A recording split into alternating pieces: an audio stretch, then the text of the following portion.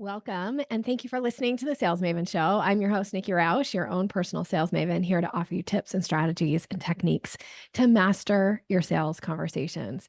Today's episode is a solo episode, and we're going to be talking about how to handle those tire kickers, those indecisive prospects.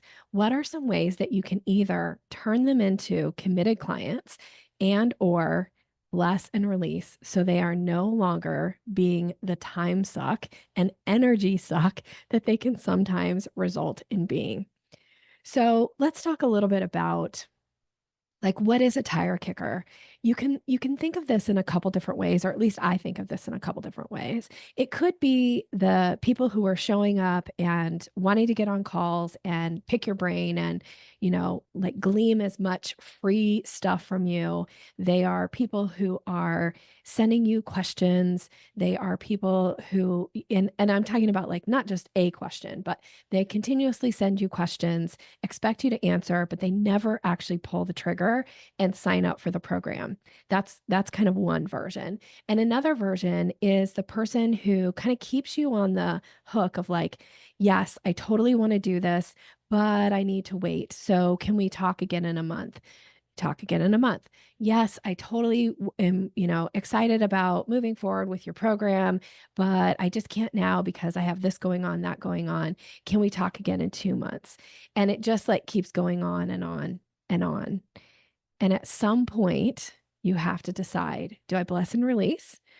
Or is there a way that I can position this that this is kind of it? It's decision time.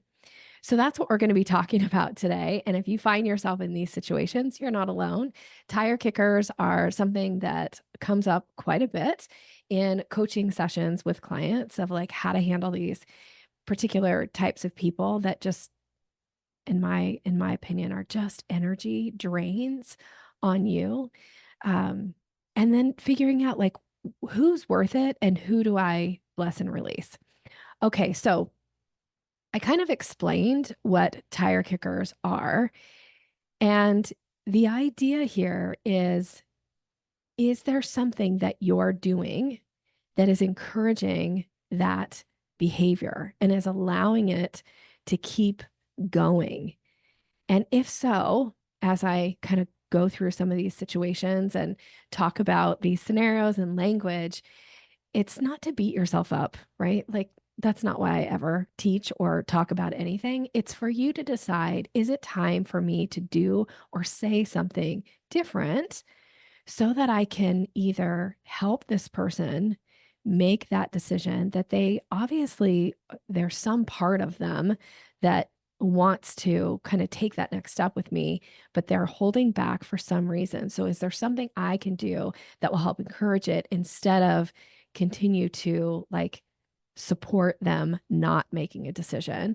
Or do I need to be comfortable enough with myself, my expertise, and my business to just decide I'm no longer going to spend time and energy with this particular person because it's not a fair exchange, right? In my opinion, in sales, there should always be a balance of power. You don't get to hold all the power over prospective clients or clients because frankly, they'll go away. They'll go find somebody else to work with. They don't get to hold all the power over you because, let's be honest, they'll take advantage of it. Not because they're bad people, but because this is human nature. They'll not value what it is that you bring to the table. So it's learning to balance out the dynamic, the power dynamic, without it being you don't have to be forceful about it, yet you do have to have some clear boundaries and set yourself up for this.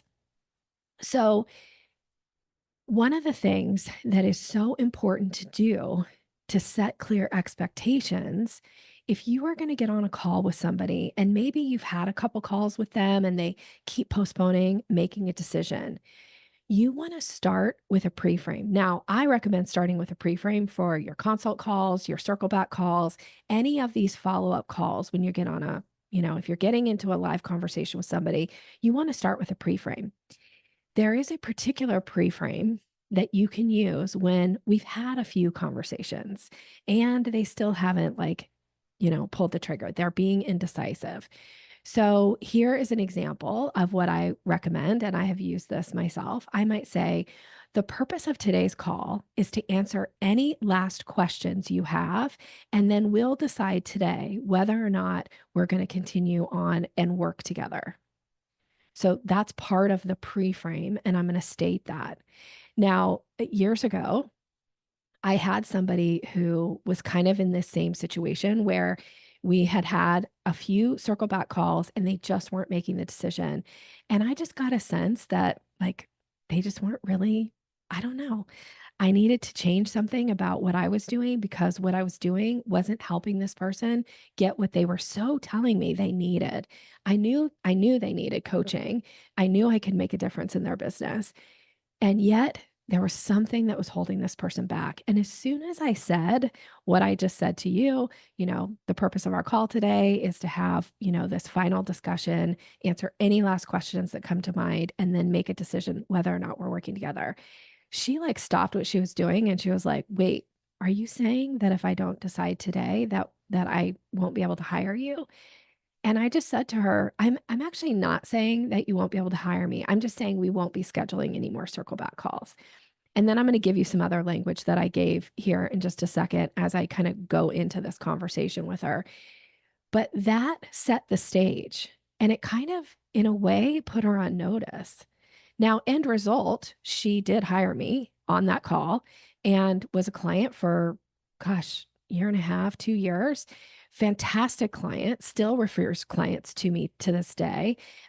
Gives me, tons of accolades about the way that I helped her in her business, and her business is booming and thriving, and she's a rock star. And she just needed that little extra, like that little extra push. And not in an unkind way, not in a like aggressive or pushy way, but in a way to just say like I've got boundaries and these are what they are. And I'm happy to work with you, but this is it. So you can do this. And if you're not doing this now, it might be time. So there will be times where you might say this to somebody and they're not ready. They're still not ready to make a decision. And that's okay. But then it becomes time to bless and release. So I think about bless and release as being I'm essentially saying like we're not going to be lobbing this ball back and forth anymore. It's kind of like you think you're playing tennis and you hit the ball and then they don't hit it back. And so you go around the court, you pick it up, you walk back to your, part of the court, and then you lob the ball to them again. And then they don't actually lob it back. So at some point, bless and release to me is like going and actually handing the person the ball and saying, here's the ball, you own it. And should you decide when you're ready to work together, please know you're welcome to reach out to me. That is the bless and release. You've got the ball, you own it.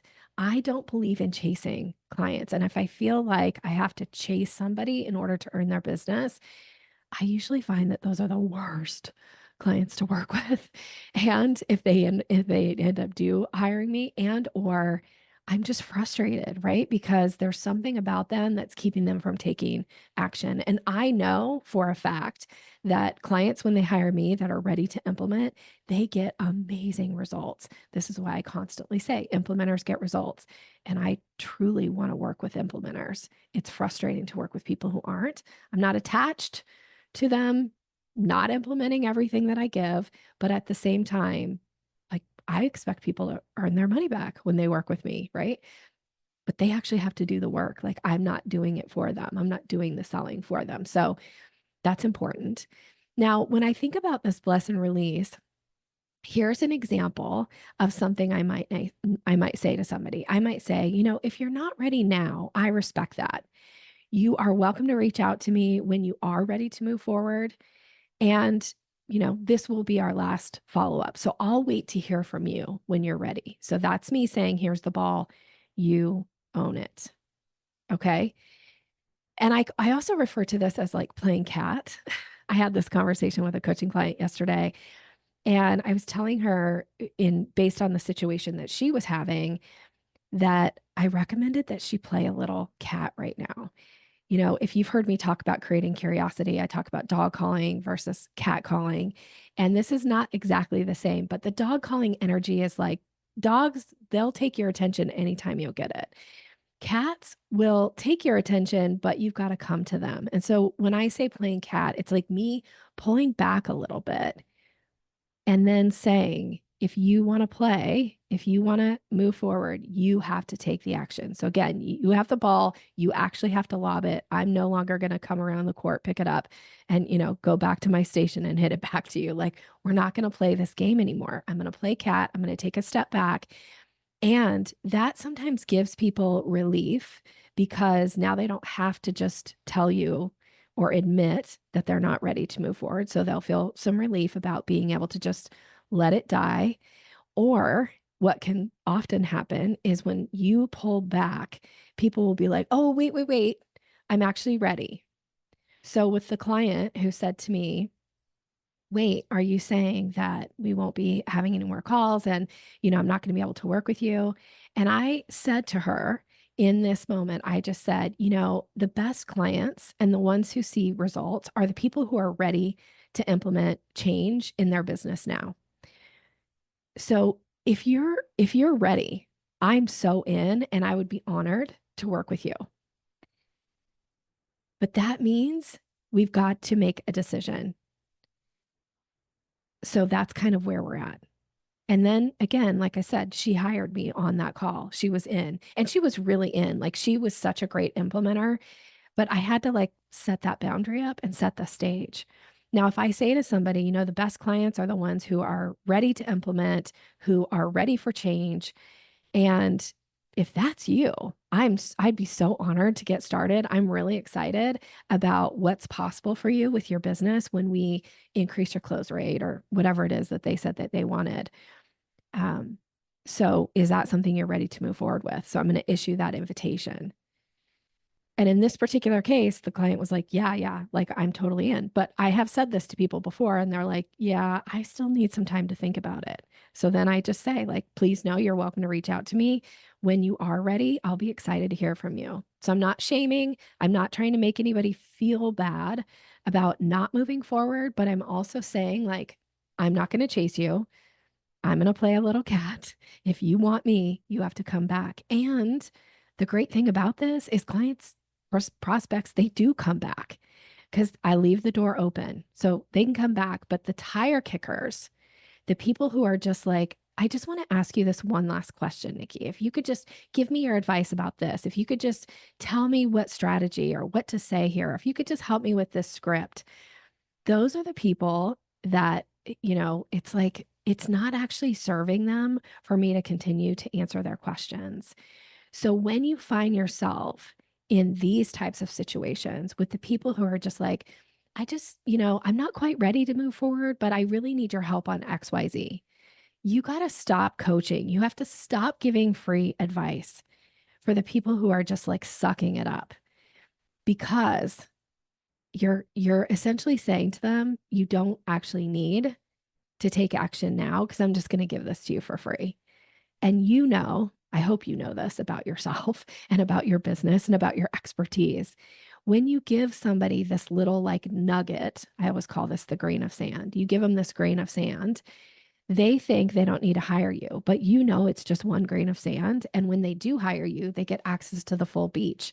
That one grain of sand is, that's nothing compared to the millions and billions of grains of sand that you can bring as far as expertise, advice, uh, resources into their business or into their life, if depending on what they're doing. So you're not actually doing them a service by giving this grain of sand.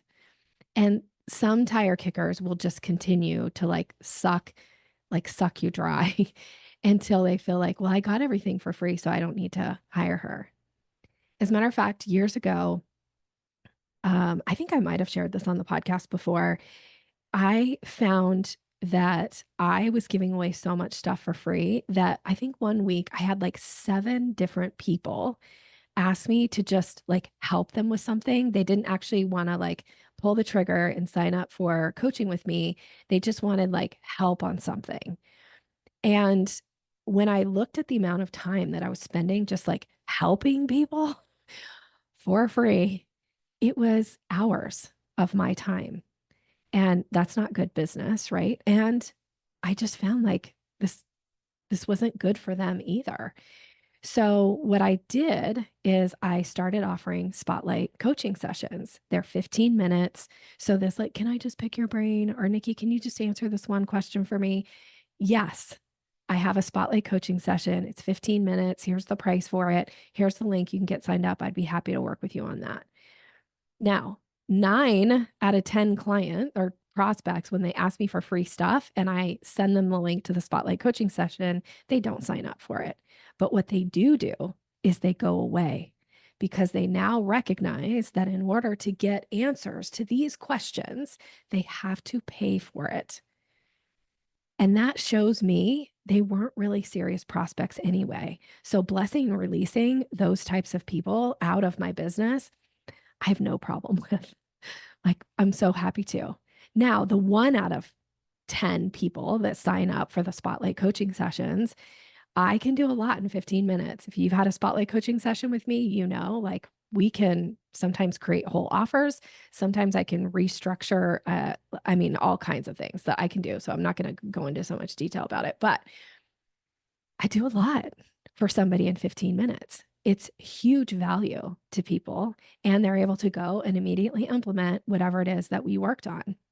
As a matter of fact, I just did a training this week for somebody who I have great admiration for. She's been a longtime client off and on over the years.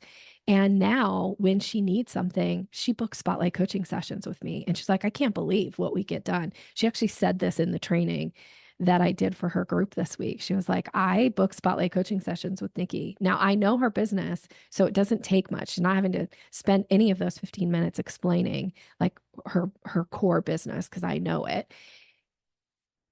And we do a lot and it's huge value, right? And so she doesn't have any qualms about signing up for it. I love spotlight coaching sessions. And if you don't offer something like this, and if you're getting a lot of people just trying to time suck you and get your expertise for free, it might actually make sense for you to have this in place. Now, again, not very many people are going to take you up on it, but it will give you back so much time and energy and mental space from always trying to answer those questions for the tire kickers, the time suckers. So there's hopefully a nugget for you if you're feeling overwhelmed with this type of situation in your business of something that you can do. Now, that kind of concludes what I wanted to cover with you today, this idea of pre-framing that this will be our last time and it's time to make a decision to stop chasing, play a little cat, let people know like, hey, if you're ready, I'm ready. I know we can, make some impact in your business or your life. And here's what it takes to get started. And not just giving people who are continuously asking for stuff for free to take that next step with you. It's probably hurting your business and hurting your mental state of mind than it is helping the people. Like, I believe in being generous, love the concept, and try really, really, that's actually a core value of mine, generosity, to be generous. And I look for opportunities to be generous. But the one thing I won't do is be forced by anybody else to be generous about something. So I make those decisions about what I'm going to be generous about, who I'm going to give something extra to, or where are those places. And that keeps me feeling really good about my generosity and keeps me from feeling like drained and overwhelmed. Not that I don't get myself in those situations. Like, I've had plenty of people who will absolutely suck me dry. Have one of those situations I've been dealing with for a while. And, these they're not handling it well. Now that the valve has been shut off, they're not handling it well. And I'm doing everything I can to just bless and release and remove them in any possible way from my life. And you can do that too. It's your life, it's your business, it's your boundaries. All right, I am wishing you continued success. If you found any part of this episode helpful, let me know. What was your aha, or what was your takeaway from today? And if you know of anybody else who would benefit from this, please share the episode. I'm so flattered and honored when people are willing to let other people know about the podcast. And it's delightful to have people who've been listening for a really long time. And it's also really fun to have somebody say like, hey, I just discovered your podcast. So anything you're willing to do to share it, I'd be really honored. So thank you so much. All right. Go out there, stand in your place of expertise, knowledge, and don't let people just time suck you. No more tire kickers. All right. Wishing you continued success. Take care.